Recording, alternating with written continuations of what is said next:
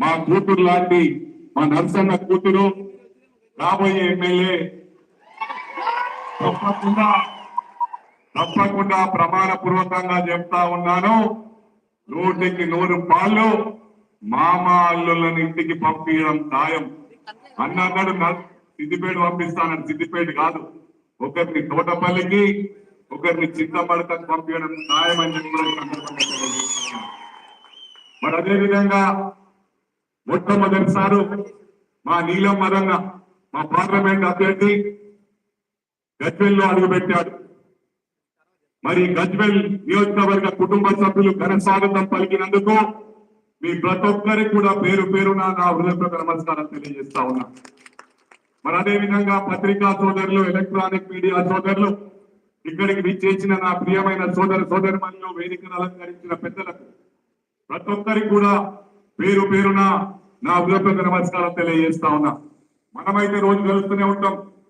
నా టార్గెట్ మీకు తెలుసు.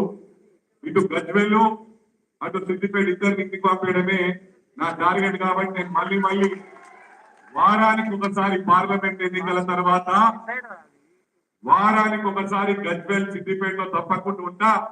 లాస్ట్ 1 year ఈయనే ఉంటా, మకానేస్తా అని చెప్పి కూడా ఈ సందర్భంగా తెలియజేస్తా ఉన్నా. అందుకు అక్కడికి ఏంటంటే వరంగల్ కూడా ఉంది, అక్కడ ఛాలెంజింగ్. అక్కడ కొండపూర్లో తెలుసు ఫైర్ బ్రాండ్ నిలబడ్డాడంటే మొత్తం గజగజలాడతారు. వరంగల్ ను దద్దరిస్తాడు. వాళ్ళిద్దరు అక్కడ ఉండడం న్యాయం. మొత్తం మనకే ఇక్కడ వాడుకోవడంలో మంచి పద్ధతి కాదు. ఇక్కడ నెక్స్ట్ నర్సాపూర్ ఉంది. మన వాళ్ళకి ఓపిక తక్కువ. ఇక్కడ ఎంతో మంది ఇంత అంటే యాక్చువల్ గా 11 o'clock మీటింగ్ ఉంది ఇక్కడ మనకి. కానీ ఎన్నికల టైం కాబట్టి ఎక్కడ ఎవరు ఆగమన్నా ఆగాలి.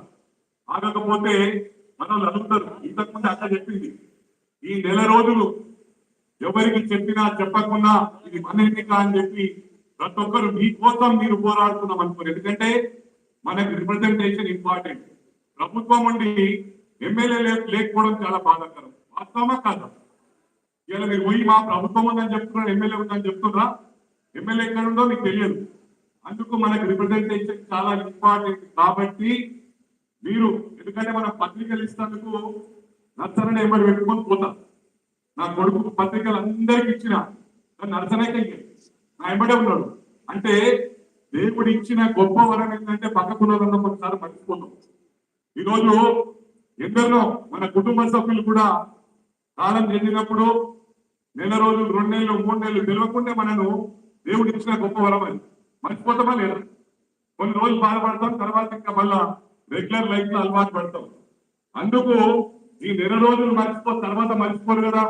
మీరు ఎన్నికల తర్వాత ఎవరికి చెప్పినా చెప్పకున్నా ఇది మన బాధ్యత. ఎందుకంటే నీలం మదన్నకు అక్క నేను కారులో వచ్చినప్పుడు ఒకటి చెప్పినాం, మీరు ఏమీ పట్టించుకోకండి, ప్రజలలో కొన్ని మీటింగ్ ఆర్గనైజ్ చేయండి. అన్నిట్లో ఇన్వాల్వ్ అయితే డిస్టర్బ్ అవుతారు. అందుకు ఈ డిస్టర్బెన్స్ అంతా మనం తీసుకుందాం, మన భుజాల మీద తీసుకోవాలని చెప్పి కూడా ప్రతి ఒక్కరికి విజ్ఞప్తి చేస్తా ఉన్నా.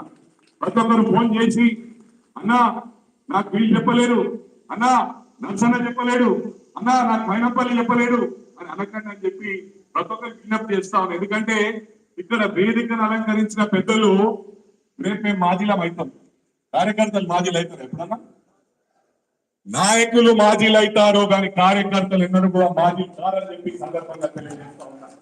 ఒకటి మీకు విజ్ఞప్తి చేస్తా ఉన్నా, మీరు ఎప్పుడు పిలిచినా పలకడానికి సిద్ధంగా ఉన్నా. మీ నెల రోజుల తర్వాత ఈ నెల వరకు నీలమన్న కోసం పనిచేస్తాం. మిగతా కాలం అంతా నీలమన్న ఇంటికాడ రోజు పోయి కలిగినా నీలమన్న సిద్ధంగా ఉంటాడు, మిమ్మల్ని గుర్తింపు చేస్తాడు. ఇక్కడ హక్కుంది, అక్కడ చెప్పండి. అక్కడ డైనమిక్ ఎందుకంటే గ్రౌండ్కి వెళ్ళి వచ్చింది. నీలమన్న గారు కూడా వార్డు మెంబర్ స్థాయి నుంచి, ఉప సర్పంచ్ స్థాయి నుంచి, సర్పంచ్ నుంచి, సెక్రటరీస్ నుంచి డైరెక్ట్ డబ్బులు ప్రమోషన్ కొట్టి రాబోతా ఉన్నారని చెప్పి అడ్వాన్స్ కంగ్రాట్స్ చెప్పండి.